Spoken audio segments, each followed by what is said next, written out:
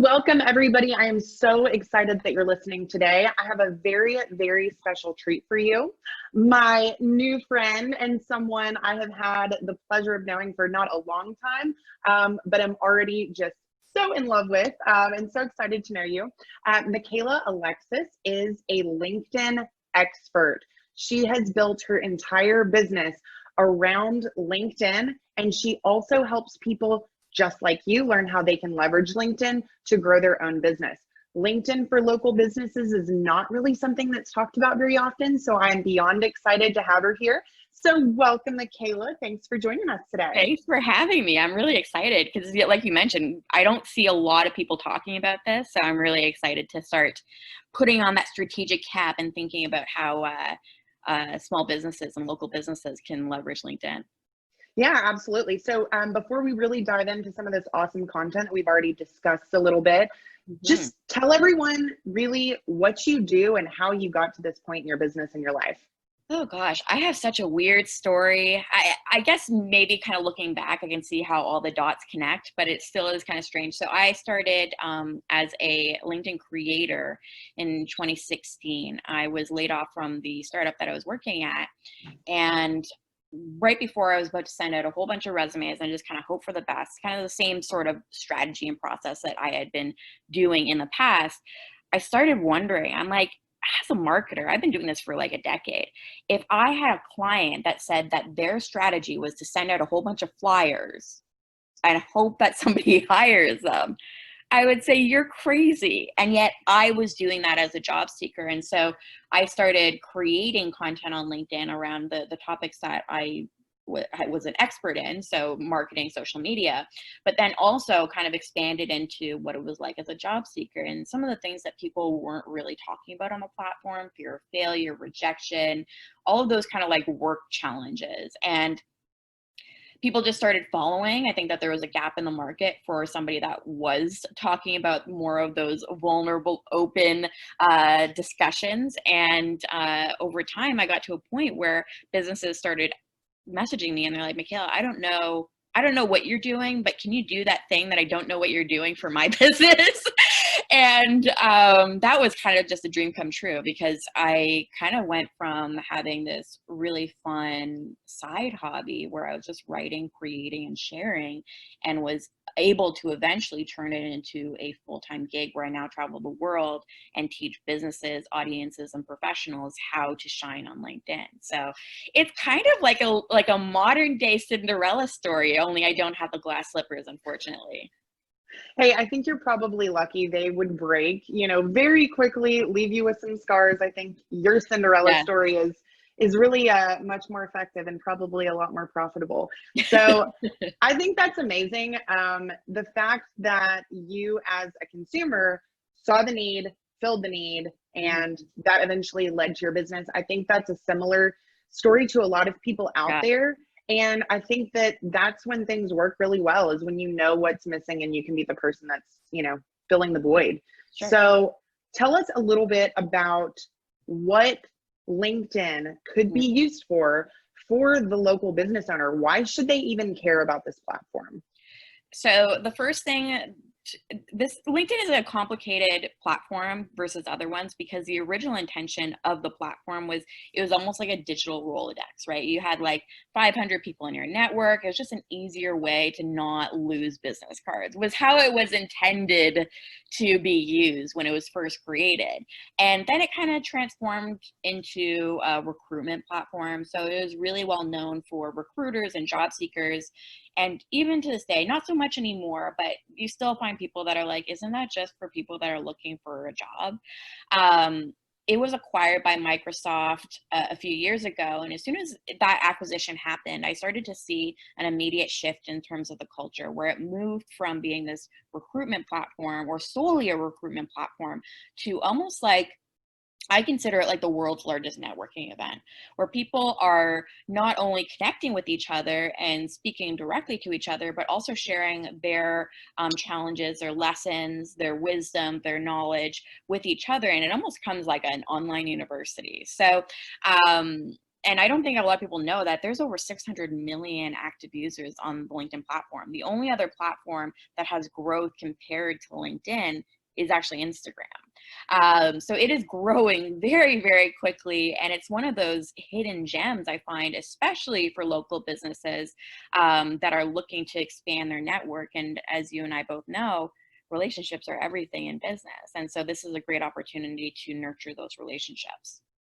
Yeah, I think that is just an amazing thing to point out, the fact that the platform is growing exponentially and it's going to be growing wherever you are. So it's not like all the growth is happening in one country in the world. It's happening everywhere. So if you are a local business, you know that as a whole, more and more people in your community are actively participating in this platform. And if you're serving really any type of business, whether it's a B2B or B2C, there's still people in your community. So the fact that they are in a certain place, for the most part, means you should either be there or you should definitely look into it really seriously to see if it's a good fit for you. But most importantly, figure out how you can use it really, really effectively. So I'm sure for you, you've seen a ton of people who are on LinkedIn, but they're not really doing anything special. They're not leveraging it to actually grow their business. So maybe first we should talk a little bit about some of those different options that they would have within LinkedIn, like page versus profile. What are some of those quick features? But how do you see businesses really utilizing those to the very best of their ability to actually see some growth in their company? Yeah, I mean, absolutely. I think I started using LinkedIn or registered for an account in 2011. And when I found that out, I noticed that I was a member since 2011. I'm like, that means that I didn't do anything for 5 years with the platform because I didn't know what it was for. The culture was changing so quickly. So for those out there that are like, I just parked it because I don't know what to do with it, I totally understand. I feel you on it. But once I started using it, I really started to see that this was just this huge untapped opportunity. So I think when it comes to the very first thing, when it comes to LinkedIn for all business owners, is that you need to make sure that your profile is up to date and it looks good. I mean, I work with a lot of clients that are sometimes surprised, sometimes horrified to find out how many people are visiting their profile. And they're like, because you can see who's visited your profile too. And they're like, oh my God, that's one of my clients. Oh my gosh, that's another one of my clients. Oh my gosh, right? Because even if you think that your clients aren't on there or they're not using it, you're still being checked out. Right? So you want to make sure that you are making a good impression there. And so if you have a photo that's outdated, that's not appropriate, that is, black and white and you look very unapproachable, that's going to leave some sort of impression with people. Sometimes before they walk into your store, you talk to them on the phone. So you do want to make sure that you're spending time and energy making sure that your LinkedIn profile is at least, again, up to date, optimized, and is a true reflection of who you are, who you serve, and what you value. So let me just interject real quick. I think that is so important, but it's something that local business owners miss on almost all platforms. I see this on Facebook all the time. One of the reasons is that maybe a local business owner says, well, I don't really get on the platform that much. So, it's just that thing that's sitting there. Well, it doesn't actually matter if you are super active. What matters is that other people are coming to your page. And do you want them to know what you do? Do you want them to know how you help? It can be as simple as updating that headline. I help X do Y with Z. Updating your cover photo, having a nice profile photo, like you said, some really small changes that you need to take that advice and you need to really look at any platform that you're on, either personally or professionally, because like you just said, this isn't even your company's business page. This is just your personal profile. And businesses connect with people individually, not company to company. So you got to make sure that you are the representation that you want people to see. So go ahead and continue. Yeah, that's a great point. I always tell my clients, and that usually helps them to reframe their thinking, is that it isn't for you. Imagine a visitor clicking on your profile. And usually that is like that moment with clients that are like, oh my gosh, I really need to change my background photo. Oh my gosh, I really need to change this. No, this isn't accurate.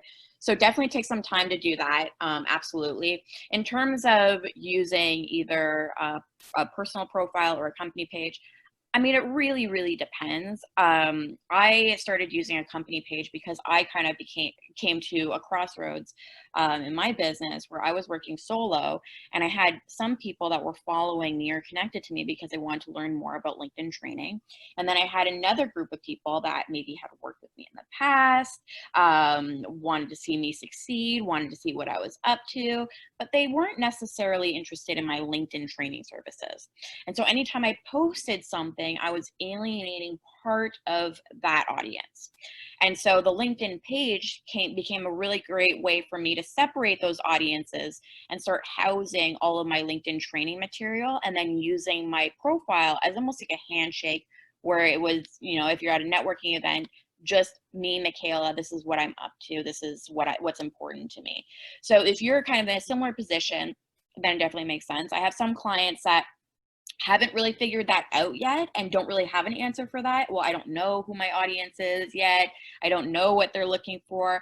And so my advice to people like that is, don't go ahead and just create a company page right away. Or if you do, just put the branding on there, make sure that it's all optimized. But before you start creating content for that page, use your personal profile to test content with, and then the best performing content about your business, put that onto your company page, because it's really hard to explain without actually showing the difference. But if you go to a personal profile on LinkedIn, you have to go to activity, you have to go to post to actually see what somebody has posted, versus a company page where you literally click on the company name and all of the company material is included there like a portfolio. So whatever is in those first few spaces, you want to make sure that it's high quality content.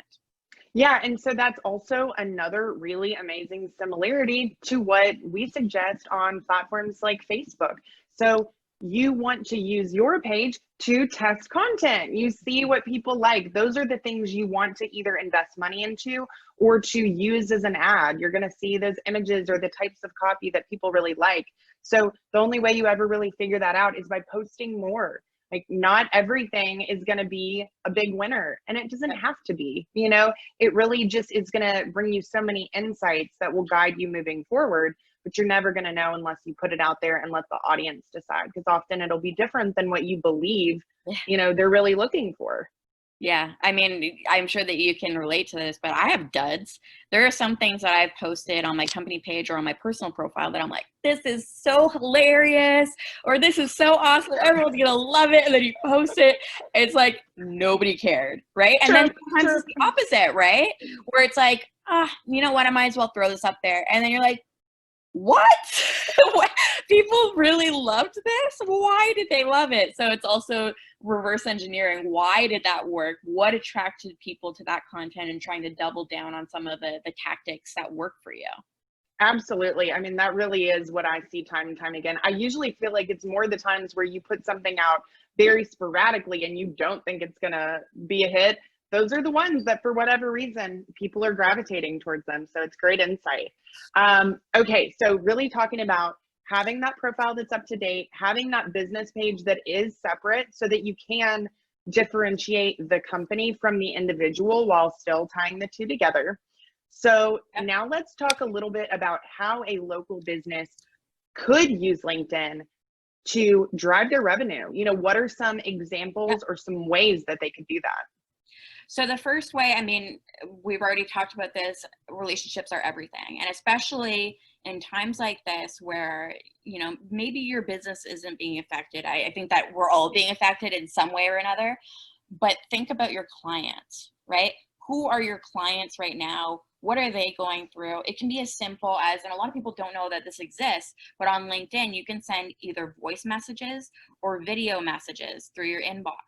And so make a list of your clients and what industries they're in, and just start sending out video and voice messages to check in. No sales pitch, just, hey, wanted to check in, see what you're, how you're holding up. Is there anything that I can do for you? Make sure that you're constantly nurturing those relationships and new relationships as well. I was talking, we were talking earlier about a friend of mine, Roger Wakefield, and he's the expert plumber. And he's one of those people, I mean, people have said time and time again, tradespeople should not use LinkedIn. There's actually been startups that were like LinkedIn type communities, but for tradespeople. Mm-hmm. And I've always believed that there's room for every single industry. I really do believe that. But he looked at it and he said, okay, well, maybe my direct customer is not on LinkedIn. I'm not going to sell, like, let me check out your pipes on LinkedIn, but he can network with the real estate agents in his area that can lead to referrals for his business. And that's how he went from near bankruptcy to building a strong, profitable business. And so, I just spoke to a group of real estate agents, and I've heard time and time again, well, LinkedIn can't lead to leads, da, da, da. Maybe not to your direct consumer, but start thinking about, well, who else can I network to create a system of people that can send me business? Because we all know that relationships are everything, and people buy from people that they know, like, and trust. And so maybe don't focus about selling your direct product and service, but first about how you can establish trust in the people in your immediate community. I think that is such powerful information. And I mean, I do work with people in the home services industry and things like that. And like we were talking about earlier, I've also seen that same thing happen. There is the ability for these people to grow their business through something like LinkedIn, but it just sometimes takes a little bit more creativity on the part of the business and understanding, again, the relationship principle. So I'm the president of my BNI chapter locally. It's the same exact concept is what we really focus on. Number one, know, like, and trust. You got to have trust with people if you want their referrals. But number two, an individual referral is great. A referral partner is as good as it gets. So one of the examples that I was mentioning was a really high-end remodeling company we were working with. They already get some of their best clients from architects or high-end interior designers. So if we already see that that's where your best clients are coming from, why don't we focus more specifically on building those same exact relationships with other designers and other architects? There's no exclusivity that has to be there if someone's sending you business. It's a value to them to have a qualified person to refer their clients to. It makes them look better. It makes their life easier, especially if you might be working together in some way. If there's some overlap, you want to make sure that this is a great person, that you can rely on them. So if we're talking about how local businesses can leverage these referral partnerships and really use that to grow their business, what are some tactics that they can implement to make that happen? Is this all about what they're posting? Is it about the people they're connecting with, the messages that they're sending? Let's kind of go into those details. Yeah. So first, from a strategy perspective, I think that you nailed it when you were talking about the different, because sometimes as businesses, we're like, who's my target audience? And you might have an overall target audience, but you might have an individual target audiences for each platform, right? So I just worked with a client who he's a consultant, and so he makes a ton of money off of projects working with CEOs and senior execs of Fortune 500 companies. And so when we were working through his strategy, originally I was like, okay, so those are the people that you're trying to attract with your content, right? And all of your tactics. And he goes, well, yeah, but I'm like, where do you get those gigs from? He's like, well, I go and I speak places. And then after this, the talks that I do, then I have this handout that I give to people where they can fill out their contact information. And then my assistant contacts them, and then we set up a call, and then I close them that way. And so then we were like, aha, So it's actually not the target audience. We can still create content, some content geared directly to those CEOs and senior execs, but the majority of our content, the majority of our efforts are actually going to be focused on event planners. So right. Buyer personas, your customer avatars. If you've never gone through the process of detailing who those people are, you are absolutely losing money or leaving money on the table, because every business has got these different groups that they can focus on, either directly or indirectly. Sometimes it's just a conduit into getting that business in, but that's still somebody you've got to be focusing on. But you're going to speak to them totally different than you're going to speak to 100%. Another group. So just like you said, event planner focused content. Who would have thought that somebody who works with these executives needed to be aggressively going after that type of content creation? So I think it's amazing. And it does just go back to really understanding, how is your business already functioning? Or think outside the box. Maybe you're not getting clients from things like that just yet, but you know that it's possible. Like, work on really trying to make that happen using something like LinkedIn. So if someone were to want to use direct outreach to build these relationships, what would you tell them in terms of great tips, what people are really looking for, or what they react best to on more of a personal level? So one of the first underused tools on LinkedIn are groups. So there's different types of groups that you can, so give me an example of a local business and I'll break it down for you. A cake shop. A cake shop. Okay. So they go on LinkedIn. So there's a couple of different things. Where are they located? Louisville, Kentucky. Louisville, Kentucky. Okay. So they're going to go on to groups and start joining groups. So it could be the Louisville, Kentucky Chamber of Commerce, Louisville, Kentucky Professionals. And then they're also going to join things like, I don't know if there's any baking groups on LinkedIn, so that maybe was not the best example, but maybe wedding planners, industry specific groups as well. So not just the regional ones, but the industry ones. And then they're going to do things like, well, reach out to those people. If you know your buyer persona, start reaching out to those people, leaving a message, super critical when you send a message to somebody. So if you are going to reach out to a wedding planner, send a message so that they have some context on whether or not they should accept or ignore your request. And if you do connect with somebody, start thinking about not necessarily what you can get from them right away, but what you can give to them that's going to be of value that could eventually lead to a sale in the future. And I've heard people before say that there's no way to pitch on LinkedIn. This is absolutely not true. One of the best ways that I have used personally to pitch comes from John Nemo. I don't know if you met John Nemo. He's at Social Media Marketing World. He does social selling on LinkedIn. And he has this sales script for LinkedIn where it's essentially like this. So somebody reaches out to you and then you return the response of, yeah, it's so great to meet you. I can see in your profile that I went to Carleton University. So you went to Carleton University, go Ravens. Hey, I was just wondering, I know that a lot of real estate agents in your area struggle with optimizing their LinkedIn profile. And I actually just put together this checklist that you can use to just check things off your list and make sure that your profile looks as good as it possibly can. I don't know if it is of interest, but if it is, just let me know and I could send it over to you. If not, no worries. So it's very low pressure.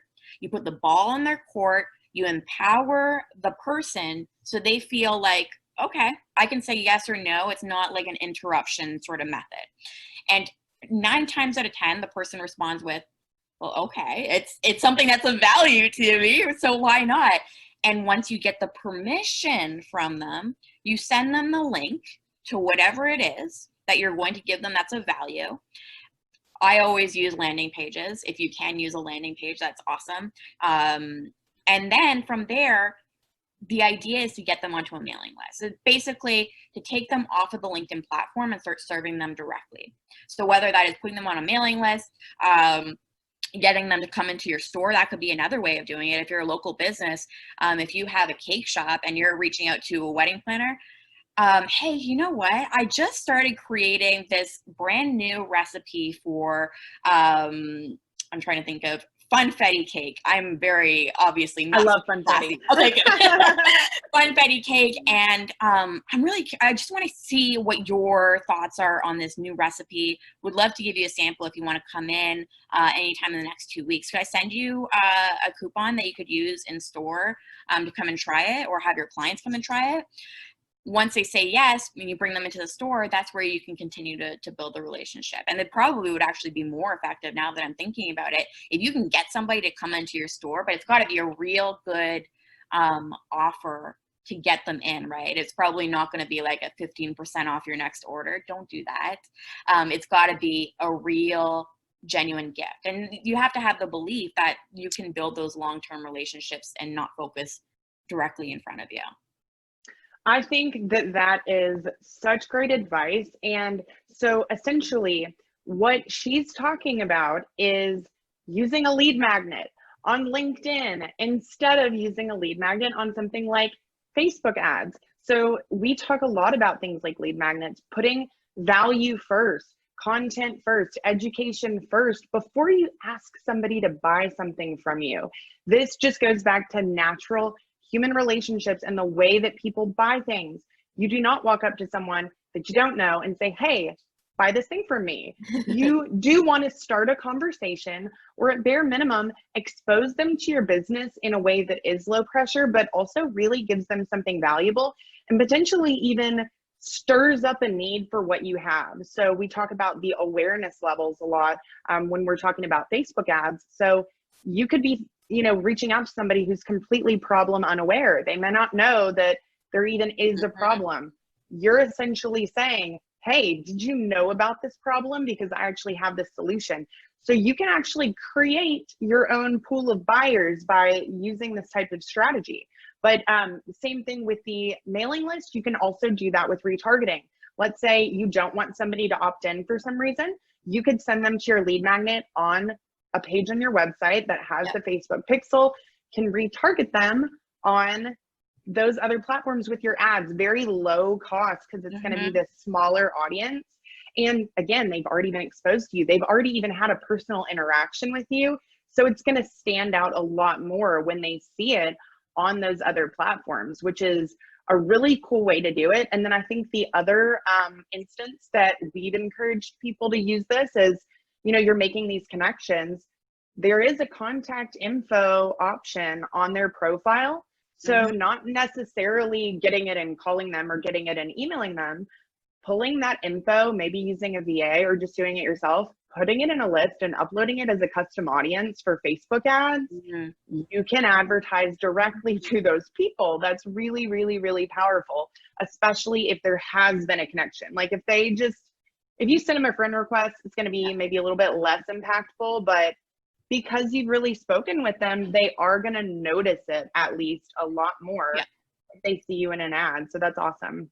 Yeah, I think that there are definitely different levels of connections on LinkedIn, and you touched on something really important. There are some people that consider, if somebody accepts my connection request, we're friends. That's not really how it works. And on LinkedIn, you really want to be careful about that kind of stuff, because you're talking to people that are busy professionals. And so they are they are open to being sold to, but they're also very wary of salespeople, right? They catch on to being sold to very easily. So you want to nurture that relationship, whether it's sending a message after you've connected with somebody where there is no sales pitch. It's just, hey, this is let me introduce myself to you. You can introduce yourself to me. We'd love to go grab coffee. If you can take that relationship offline, that's super powerful.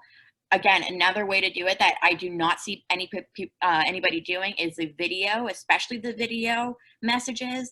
It's really powerful. Like, imagine you're a local business and you go to a networking event, and rather than sending out, putting out your business cards, you say, okay, you know what? I'm going to focus on getting straight to the source, because most of us are taking those business cards and then we're adding people onto LinkedIn.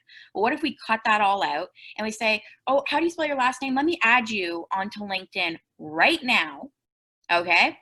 And then they accept while they're there. And before you even go home, you get into your car and you use like the voice memo, or you take a video and you say, hey, it was so great to meet you tonight. I'm still thinking about that conversation that we had about project management. Project management. I don't even know where that came from. Really looking forward to getting to know you more. I hope you have a great rest of your night. Or do it the next morning, right? So it's still top of mind for them, because we tend to meet a lot of people. The world is big, but it's also very small, right? And so things are happening so quickly. And so we're meeting more people than we ever have before. So now you have to, it's not enough to just go to a networking event and meet somebody. You also need to put the effort in to nurture that relationship as quickly as possible, so that there is relevancy to that relationship. Does that make sense? Oh, absolutely. I mean, I think that is amazing advice. Adding them right there, sending them that video or that voice memo, that does absolutely solidify the connection in their mind. So you also mentioned taking it offline. This is probably, in the experience that we've had helping local businesses with their LinkedIn, it really focuses a lot on that. You know, you want to connect with the right people, but for most local businesses, business isn't always just happening online. It has to happen offline. Yeah. And if you really need a higher level of trust with someone to refer them potentially, you're going to want to have that in-person meeting. Yeah. So we recommend saying, hey, you know, I really wanted to connect with you, took a look at your portfolio or this or that. I love what you're doing. I don't really have a lot of people right now to, you know, refer my friends and family or refer my clients and contacts to. I think it'd be awesome if we could do something like that. Do you want to hop on the phone or maybe grab coffee one day?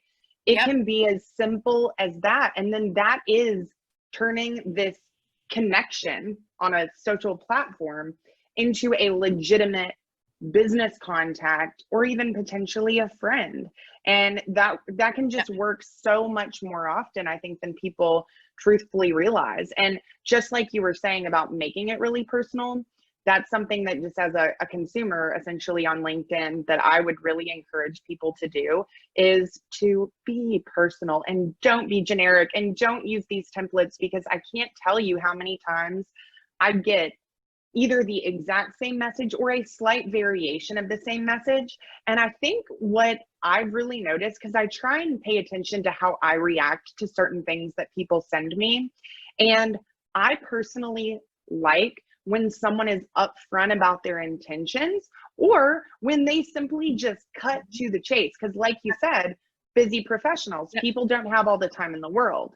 So when someone reaches out and says, hi, so glad to connect with you, can't wait to expand my network, or so glad to mingle with other like-minded people. And literally that's the last message they send you, even if you respond, which, number one, that's like, it's really hard to get someone to say anything other than, yeah, great, you know, nice to meet you too. Basically, you can ask a question, anything that to actually engage a real conversation.